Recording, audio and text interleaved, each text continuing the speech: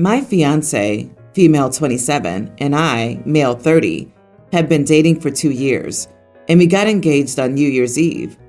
Our relationship is very good. Really, we don't have any problems at all. We're thinking of getting married and are looking forward to marriage. Well, her family lives away in another state, about 5 hours away. I don't have a problem with them. They're fine.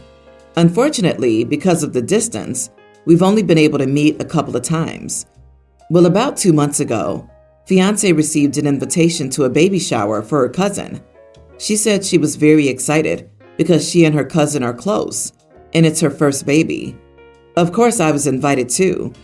I wasn't thrilled at all. I've only met this cousin a couple of times, and I have no interest in this baby. I originally said yes, but then the week of the baby shower came, and I didn't feel like driving 5 hours to go. So I told my fiance that I had a work emergency and needed to make a short trip. She didn't ask many questions, so I was lucky. This was my friend's, male 29, idea. I told her that I would try to come back to go to the baby shower with her, and then my friends and I left. So then I called her and told her I won't be able to make it. So she went on her own. Then I returned and everything was fine. She never found out the truth until last week. My friend and his wife came to our house for dinner. Then his wife messed up and accidentally spilled the truth. My fiance got angry at me because I lied. After they left, she asked me why I didn't just tell her I didn't want to go to the baby shower with her. I told her I didn't want to hurt her feelings. We argued and now she's being distant. I told similar white lies to my ex too, but she never found out the truth. So I guess I was fine. And my mom was always in a good mood after my dad lied to her and brought her flowers and chocolate. So I thought I could use that too. But I guess it's not a good idea. Am I the idiot for faking an emergency to skip a party with my fiance? I lied to my fiance, tried lying some more, got pretty far with my lie. Then my lie was discovered. And now I'm being called a liar. Am I the idiot? One of the easiest you are the idiots, and you have the nerve to ask? This bro is 30, not just a liar, but a liar whose word means nothing. He also didn't care that his fiance had to make a 10-hour round-trip drive alone. At this point, I hope she'll be smart enough and reconsider the relationship in marrying you. You don't lie to your partner or back out of commitments because you don't feel like it. Grow up. By the way, his wife didn't mess up. You did. Yeah, couldn't help noticing it's the one person who told her the truth who messed up, not the guy who lied about it. Sheesh. The friend's wife straight up knew what she was doing. She was probably angry by what the guys did, but maybe she wasn't close enough to OP's girlfriend to rat him out immediately and had to slip up to avoid issues with her own man. Women don't want white lies to protect our feelings. Tell us the truth. If you can't be honest with her now, how can she trust you when you're married? Do you actually like and respect your fiance? Because lying to get out of spending what seems to be a limited time with her family is so disrespectful and gross. Also, this friend of yours doesn't seem like a real friend. He gave you the stupid idea. He should have given you better advice and told you to be honest with her. Update. I spoke to my fiance. I asked her to forgive me and told her about my parents. She knew very little about this, only that they used to fight all the time, and they stayed together because of me. I told her about their fights, and honestly, I was embarrassed, but she was supportive. I told her I'll search for a therapist today, and she told me she'll help me. She told me she was hurt, but she'll give me a chance to regain her trust if she can see I'm trying. This is the only time I've cried in front of her, besides the day we got engaged. Thank you for the comments. I'm glad I posted here. Who knows how many times I would have hurt the ones I love if I didn't post here and got called out, rightfully. My 20 female sister, Jane, 28, her daughter, baby Lucy, and our mom, Sarah, 50, all came to visit me a few days ago. One of my housemates has a dog, and during warmer days, we make frozen banana and peanut butter oat balls for the dog to have as a treat. They are entirely edible for humans.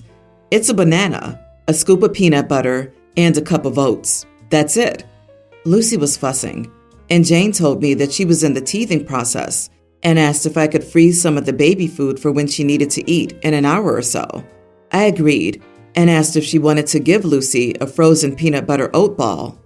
Jane agreed, and Lucy loved it. About 2 hours into the visit, my housemate gets back with her dog and goes into the freezer to get one of the frozen treats. And my sister gets all antsy, and I ask her what's wrong, and she asked if I made the treats for Lucy. I said no, they're technically for the dog, but it's safe for human consumption. Jane freaks out and picks Lucy up and goes to the car. She's crying about how I gave her daughter dog food and how I should have disclosed that it was made for a dog, but I didn't think it mattered. I didn't have any dog-only ingredients or anything. I tried to talk to Jane, but she won't respond and is genuinely insisting that I feed her daughter dog food. Our mom is split. She thinks Jane is being ridiculous and says she's only on her side publicly because she's a new mother. Am I the idiot? Not the idiot. It's not dog food. It's human food that's sometimes given to a dog. My dad makes sandwiches for himself, his mom, and their dogs. Guess Jane can't eat sandwiches anymore because they're clearly dog food. Right? And their beds are made out of fabric. So if your sheets are fabric, you're sleeping in a dog bed. Shame. Your sister needs to take a step back. This is frankly a ridiculous thing to get upset about. It doesn't matter what the food was made for. It's safe for consumption. I wonder if she knows how many things her baby shoves in its mouth when she's not looking. And she's a new mother is a tired excuse for crap behavior. Mom's just trying to avoid any conflict and be a people pleaser. She'll say whatever to not upset OP, but since the crazy sister is harder to deal with, she'll drop OP to appease the sister whenever she's around. Coddling OP's sister because she's a new mom will make matters worse. Mom isn't helping. I'm willing to cut an insane amount of slack the first 3 months because, between the sleep deprivation and the hormones, I think you could be declared clinically insane. But almost a year? If you haven't calmed down by then, you need to be quick because they're going to start walking soon and getting into all sorts of stuff. I, 32 male, and my wife, 31, sleep in separate bedrooms. It sounds a little weird, but it isn't. My wife has gone through some things, and one thing she refuses to do is sleep in the same room as someone. The only exception is babies and children. She told me from the beginning she trusted me with every fiber of her being, but she just couldn't do it.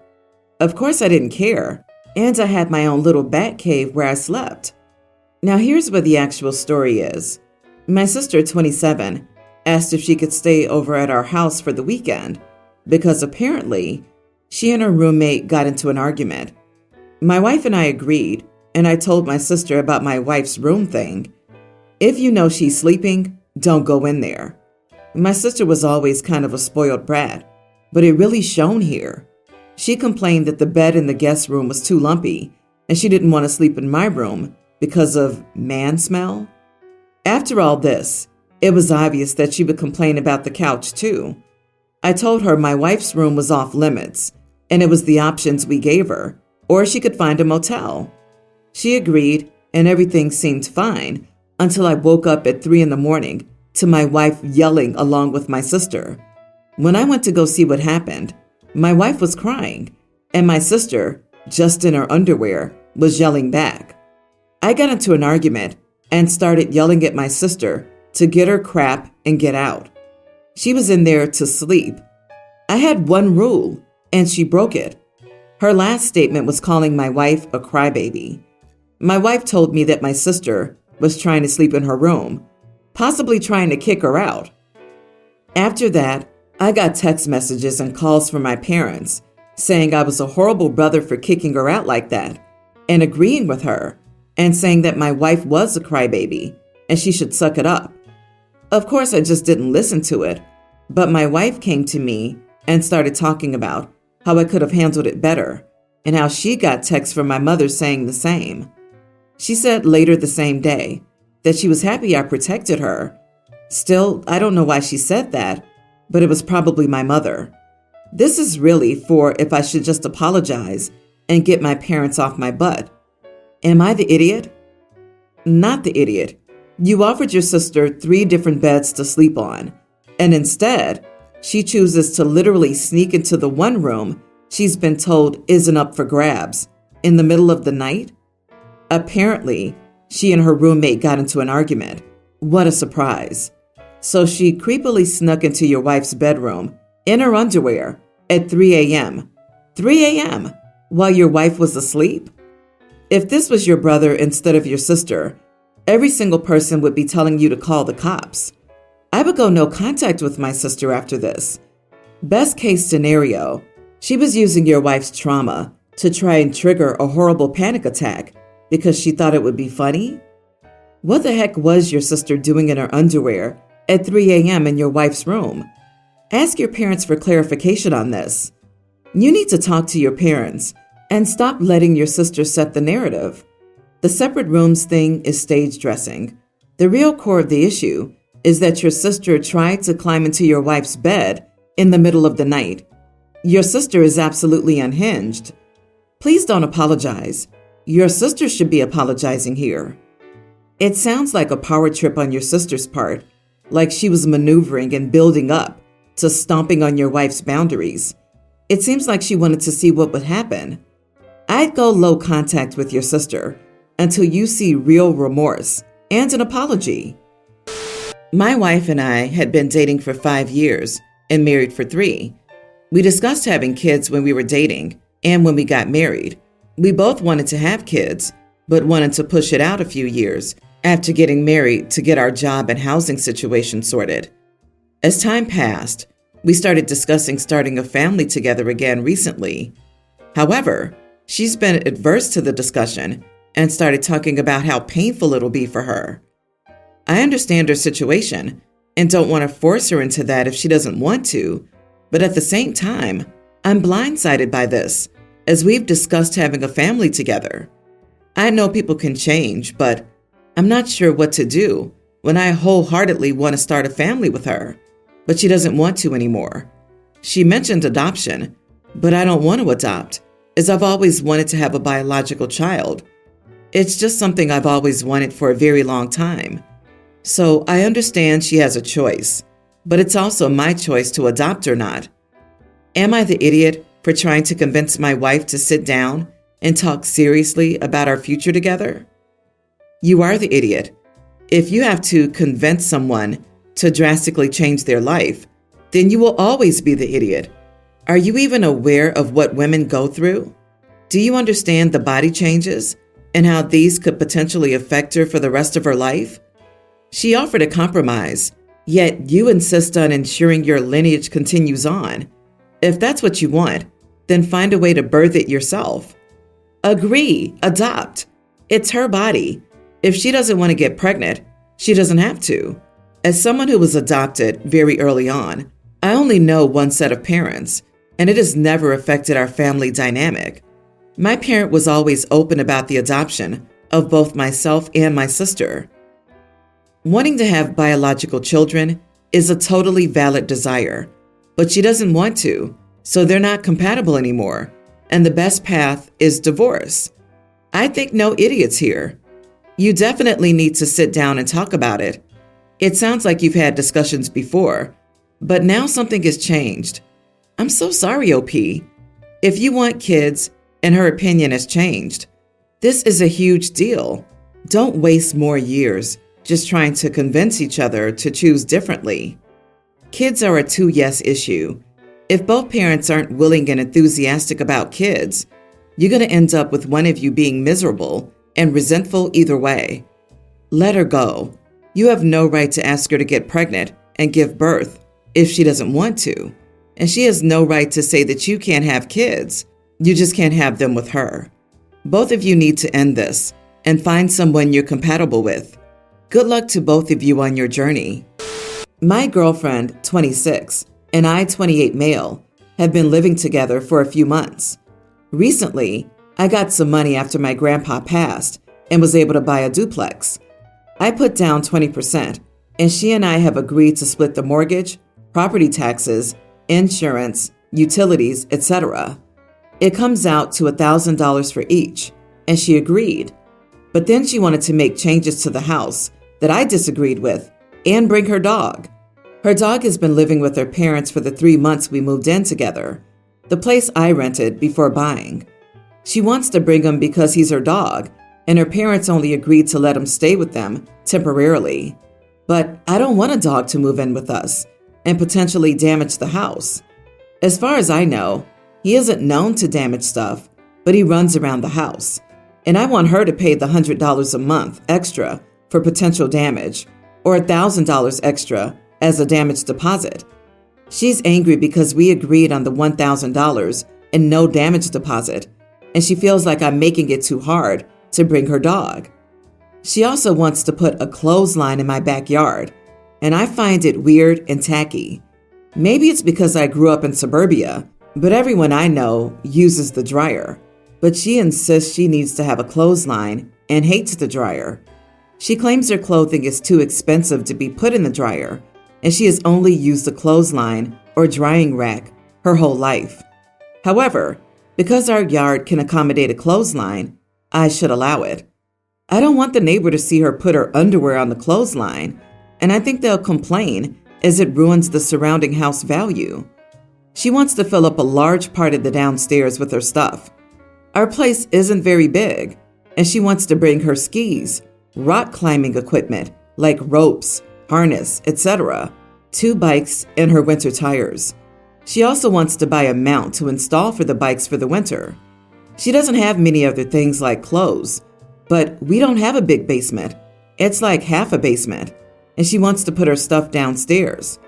I want to convert the downstairs into a gym for me, but she wants to move her stuff out of her parents' place because they're going to downsize when they retire in a year or 2. I told her she needed to either not do these things, like the clothesline, or pay for the storage place and the dog. She refuses though, and says either I let her move in with the agreed upon rent or she's finding another place to live. She's currently back with her parents, and I've been paying for the whole place alone. She thinks I'm the idiot for penny pinching her, but I don't think a landlord would be okay with her dog and the clothesline, so I'm doing her a favor. She also makes more, $130K versus my $90K, so it's not like she can't pay her fair share. I can already tell you are the idiot. If she's paying rent or a mortgage in this place, she has the right to change her living situation. Her asks are normal expectations of things in a home. To turn this around, what you want is for your girlfriend to abandon her clothes, her pet, her hobbies, her belongings, and her income to be a live-in bang maid and pay you for the privilege. Why would anyone agree to that? You messed up and probably destroyed your relationship. If she wants a landlord, she could just get an apartment. If instead you want her to be your partner, she needs to be able to live in the house. Like, actually live in it. And yeah, lived-in places start to look lived in. Dude, do you actually love this woman? Because you're not acting like it.